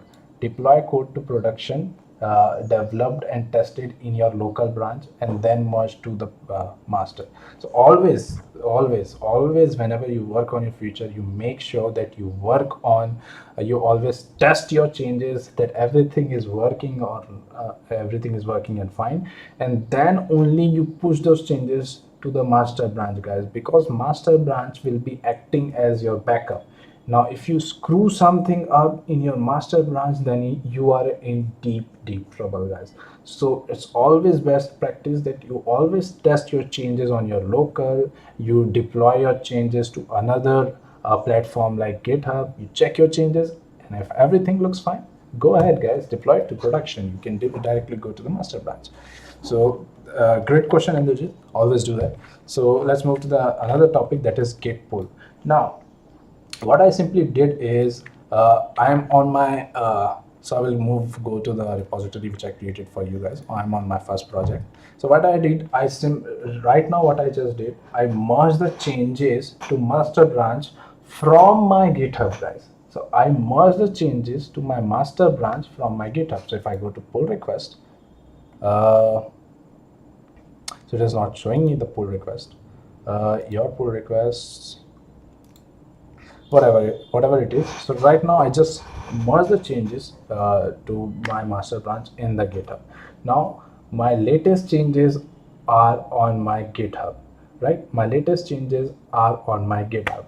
Now what will happen is my latest changes are on my GitHub, but they are not on my local, guys. They are not in my local. Now in this situation, what you have to do is you have to pull the changes from GitHub. So earlier what we were doing, we were transferring our local code from our machine to GitHub. Now what we will do, we will get the code from GitHub to our local machine. So for doing this, guys, all you have to do is define the branch name which you want to pull. So git pull origin branch name. Simple. Take the latest code from the branch you want. So I will be going to the master branch. So git branch git. So again, I will telling you guys, git checkout master to switch between branches. So I'm right now in my master branch, as you can see. So as I was telling you, I did the merge on my GitHub, and if I go to my code right now here, you can see still it is telling me git and GitHub workshop because my latest code is not right on my local machine. So what I will do, I will pull the latest code. So for pulling the latest code, git pull origin and define the branch name which you pull the latest from, where you want to pull the latest code. Do it. There you go. It is telling me it has made some changes on index.html. There you go. Latest code is on your machine, guys. So it's a very simple, guys, and it's a very important command. So what you have to do is every day whenever you start your commit, you always make sure that you pull the latest code from the GitHub. So right now I am the only one working here. Suppose like I have my friends working, like 2 or 3 friends working, and they have created their own branch and they have merged their changes to master branch. So their changes will be master branch on the GitHub, not on my local machine. So what I will be doing is I will be firstly taking the code from the master branch to my local. So that's how you have to work, guys. So that is the simple concept of git pull origin. Now we are coming to the concept of git stash, guys. So we are finally to the end of the topic. So we have to cover git stash, and I will be telling you how to check. So I've already told you how to check the difference between 2 branches. I just showed you that in the GitHub I compare the code in front of you, that what are the changes we have done. So we have 2 topics. We have 2 topics pending: git stash, and we have how to solve conflict in Git. So you might also get conflicts in Git sometimes. So right now I will be telling you about git stash. So git stash is another wonderful topic, guys. So we'll be discussing here. So how generally git stash work? Let's see. So I'm on my branch here. Now what we have to do is as I always tell you, that never work on your master branch. Master branch will work as a backup for you. Always switch to another branch. So I will be switching to another branch. Let's say I will work on persona's second branch here. I will switch here, and now I'm on my persona's second branch. Now what generally happen here is I will do some changes here. So what I will do, I will create another page. I will create another page that is about us.html, and now what I will do, I will simply copy the code here, and I will add the link here. So don't worry, guys, if you are not able to cope up with my speed, don't worry. This video will be available on the channel. You can watch it again and again and again, and I will recommend you to watch it again and again if you have any doubts and all. So right now I'm moving with a little bit of speed because the session is going long. So I will be adding the link here. Check out this link, and here I will be adding the anchor tag, and here I will define go to about us.html. So I did the changes, guys, and you can see, check out this link, and let's make the changes here. I will write I am on about us page. saved it. Now, so you can see I'm getting the link here and I'm on About Us page. So suppose someone assigned me a project, guys. He told me that you create our index.html, and he firstly told me that create a page which takes us to another page, that is About Us page. So I did that, I worked on it, but now the client is saying, guys, that don't work on it right now. Firstly, you provide some details here, so, add some description here. Don't add the anchor tag again. We will work on it further. So it's telling us that we will work on it further. So in this condition, guys, you won't delete the files here, because the client is already telling you that we will work on this part further, and he's telling you that we don't have to implement it. So you want to back up this code on your local repository. If you want to get up this code on your local repository, so here comes the concept of git stash. So if we do the git status, guys, it is telling us that two of my files have been modified. So it is telling index.html has been modified, and about us.html is the new file which we have added. Now, but our client is requesting, guys, that we cannot work here. All we can say, so he don't want this feature right now, he want this feature in the future. So all we have to do is we will maintain this code as a backup.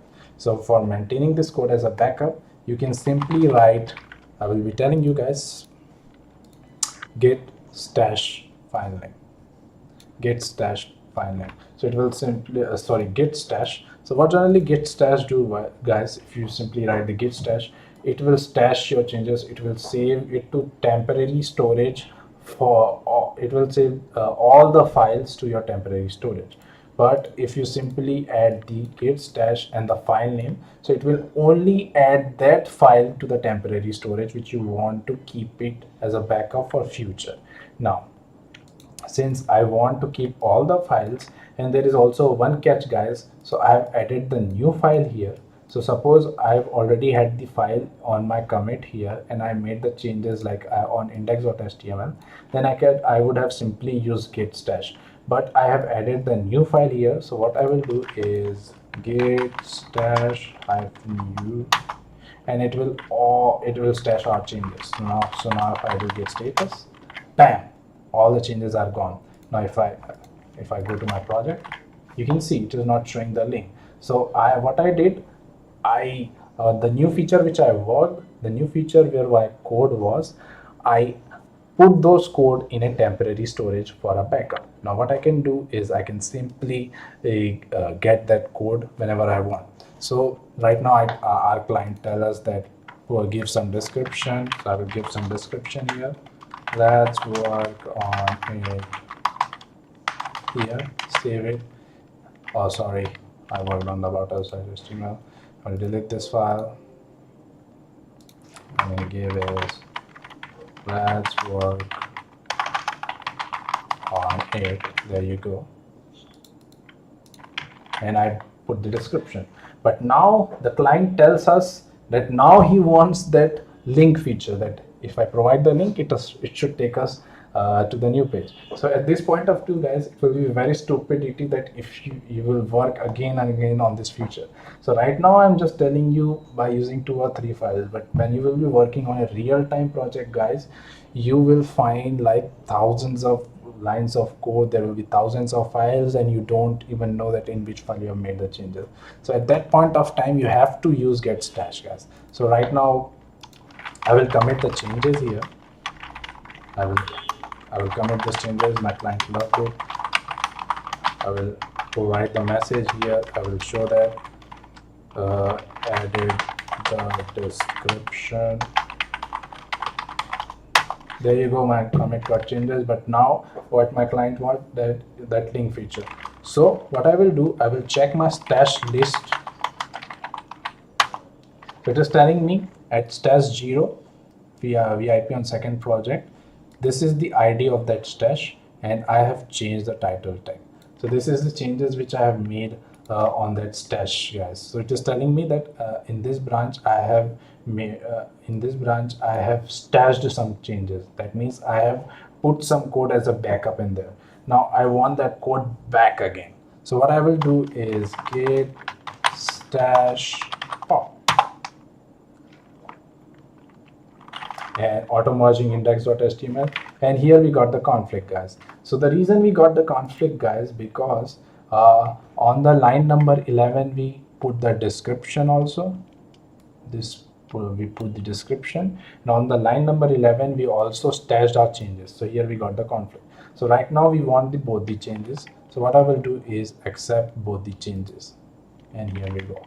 Save it, go to your project. There you go. You can see the link, you can also see the description, and what generally it does, it saved your time, guys. It saved your time. You didn't reverted your code, you didn't deleted anything and all, just simply got your backup code again and you started working on it. And that's the coolest feature about Git, guys. That is the coolest feature about Git.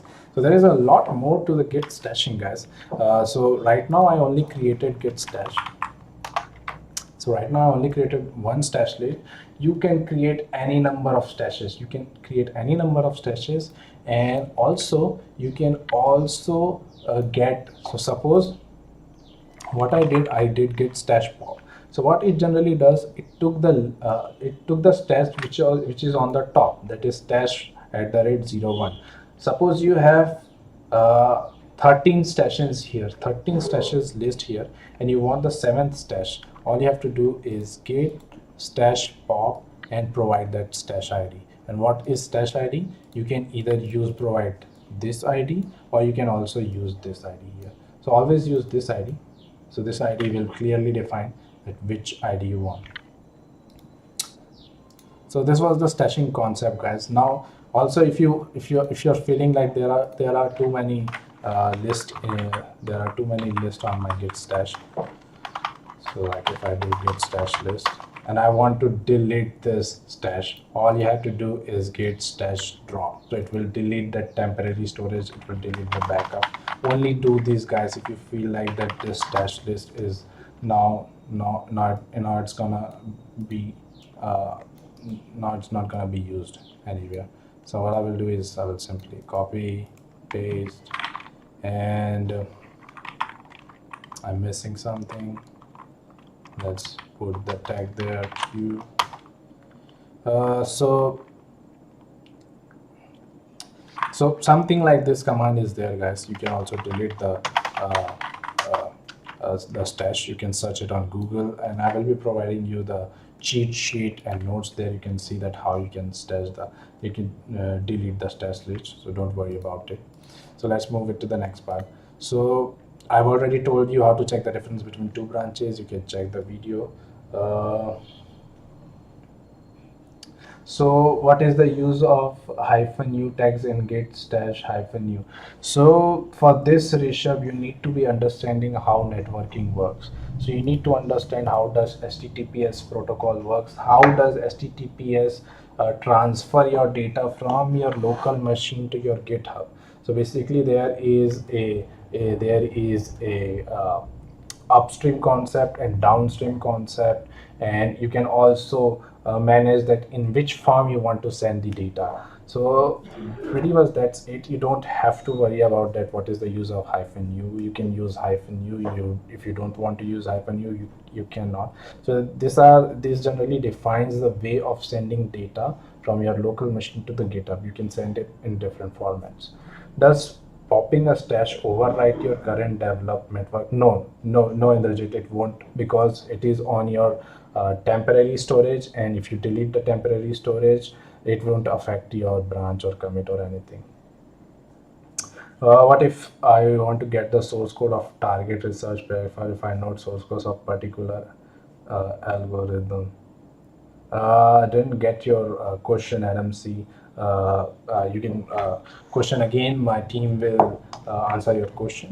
So it's getting late, guys. So we are finally at our last topic. So what is conflict? So just right now, guys, you saw the conflict. You see some errors in my source code. So let's try to resolve it. Let's see what generally, how does it come, and what is a get conflict here. Okay, so firstly let's clean up the code, guys. Let's clean up the code. So Now, so I will firstly be going to my master branch. Needs merge. Let's see. I think I haven't committed my latest code. Yes, I will commit it. So this is also one more thing, guys. So if you haven't put your changes to the staging area, or you haven't committed your change, you cannot switch between branches. You cannot. So right now you can see I tried to switch to the master branch without putting my code to stage here, without committing my code. It immediately gave me an error that you need to resolve your current index first. That means I need to either commit those changes or I need delete those changes. So I will commit those changes in my this branch. Temporary save.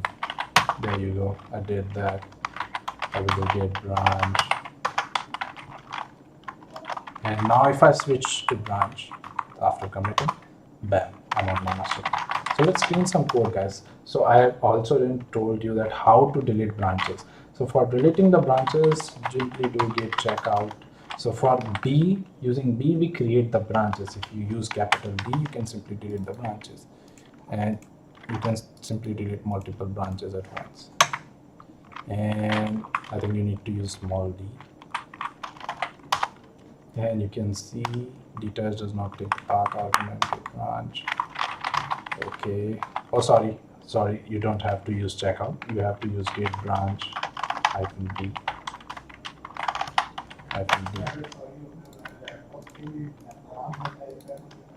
And you can see deleted the branch. So git branch -d will simply delete the branch if you don't want. So I have cleaned up my code. Let's discuss about how this config works. So this is the last concept we'll be dealing with, guys, and you will be completely get aware of all the concepts of Git here. So let us discuss how does configs work. So what I did, suppose I am John, and I am John. So what I did, I took the latest code from master. I did git checkout -d John's branch. There you go. And Mary, my friend, she also took the latest code from the branch. So right now I am in my, I will check, I'm on my John's branch. So I will go to the master. Now Mary, she also took the latest code from the master.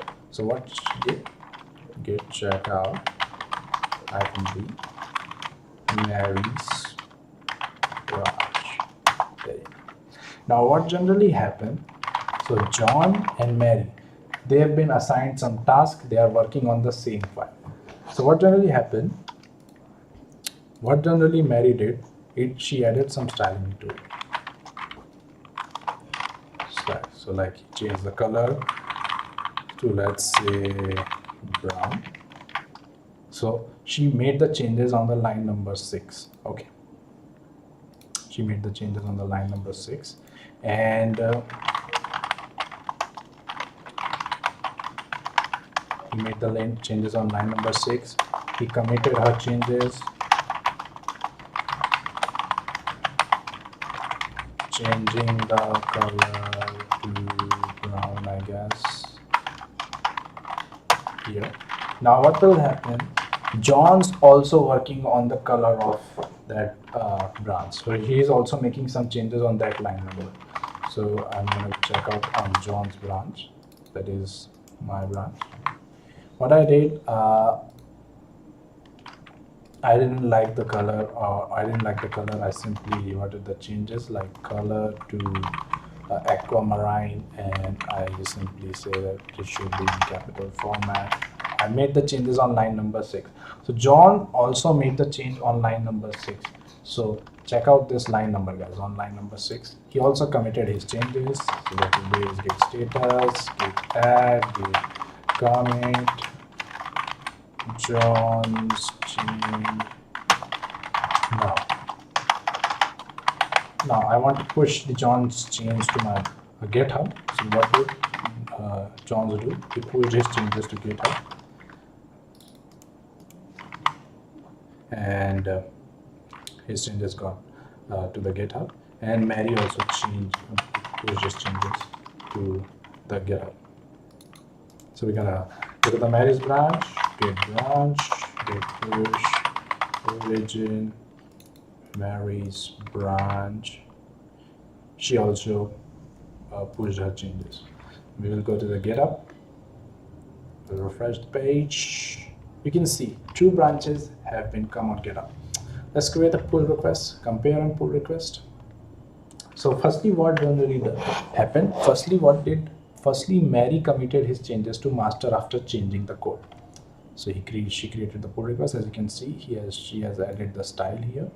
She created the pull request and she merged the pull request.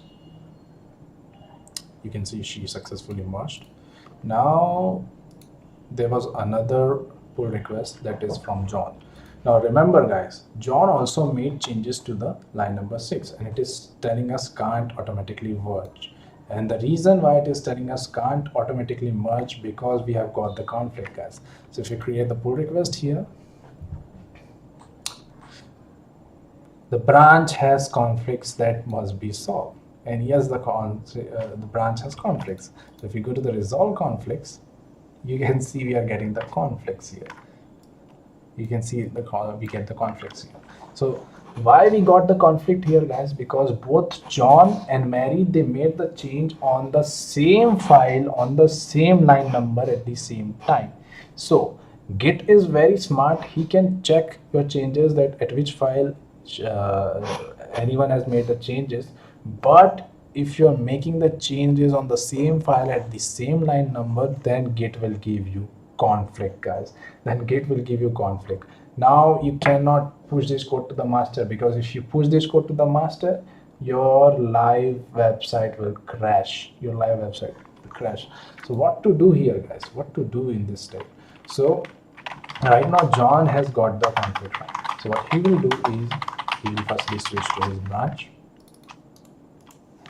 What he will do is he will take the latest code from the master. Yes, he will take the latest code from the master on his branch. Yes. So for taking the latest code from the master, I told you the command guys, git pull origin master, and there you go.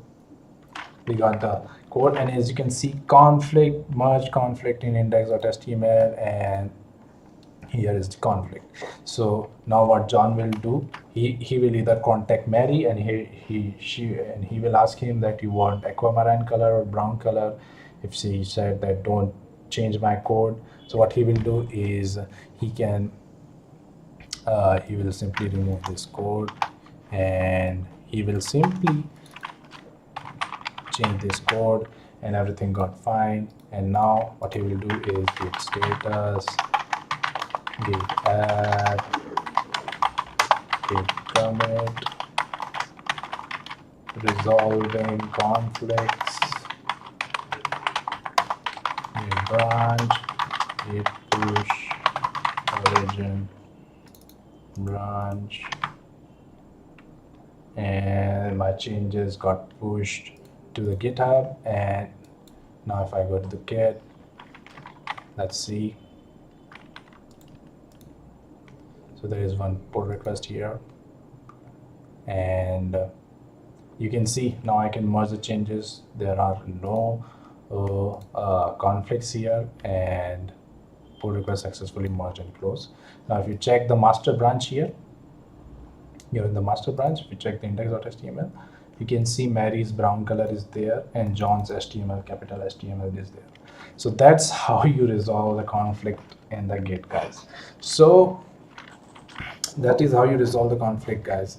All you have to do is conflict takes place when two people change the same line of code in their respective branch and try to merge with the master.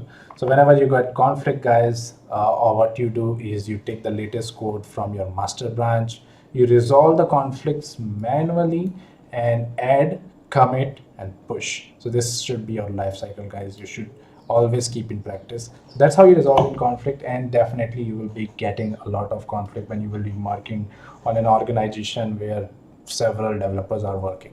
So that is it with the Git guys. So now the final session, best practice with the Git, or what you have to do is with the Git. So firstly, you have to make sure that you always create the new branch from the master branch. And I'm going to show it to you again. You have to do is you always make sure that you create the new branch from the master branch. You work here, you add your changes, you commit your changes, you test your changes, and if everything is working, you merge that code to the master. And that's how you will maintain the backup code, the safe code, and the best code. That is the best practice in the Git, guys. And that's it. If you have followed the videos, guys, you now know Git and GitHub.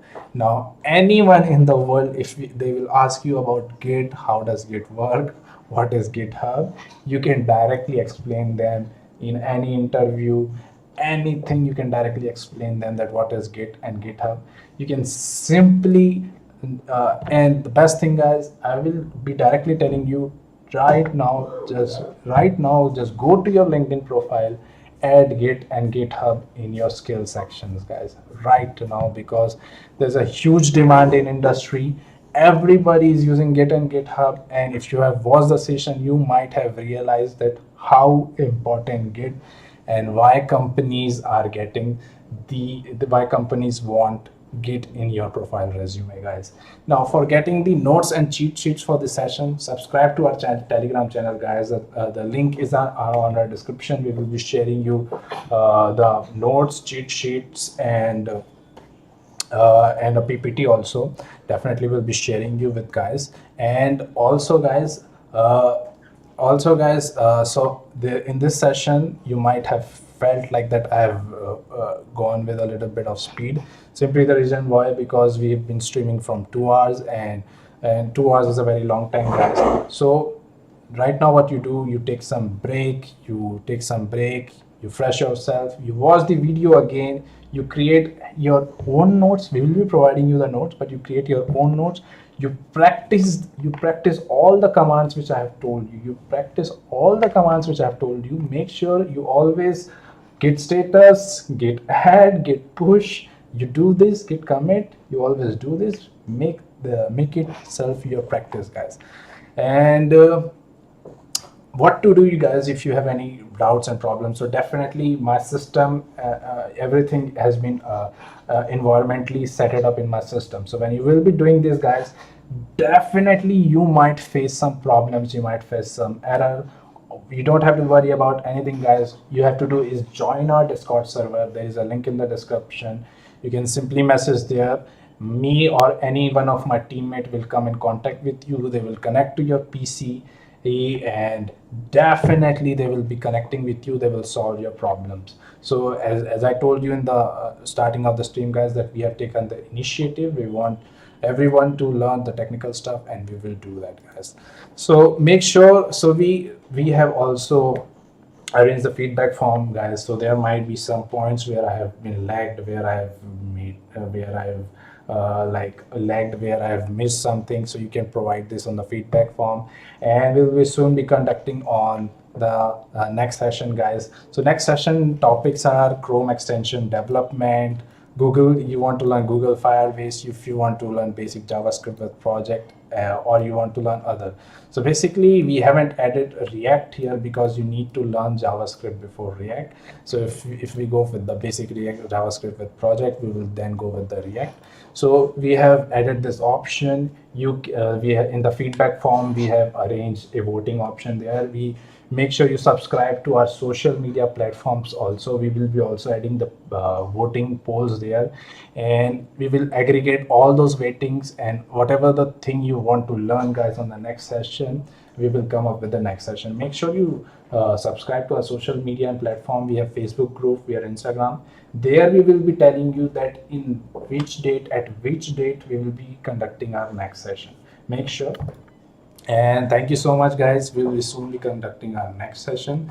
Make sure you fill the feedback and connect to our social platforms. And if you like the videos, guys, please like, share, and subscribe. So in the description of this video, guys, we have put some links down. So if you have anything, if you want anything you can simply go to the description, and if you have any doubts, tell us, guys. So with this, I will be ending my videos, guys. Thank you, guys. Thank you, all of you. You all have been a great audience. You asked a very relevant question to us. You maintained yourself to the end of the video, and you have started your new year with something new. You have learned Git and GitHub, and go ahead, apply for jobs with adding Git and GitHub to your skills, guys. So thank you for the videos, guys. So I will be ending my stream. Thank you. Peace.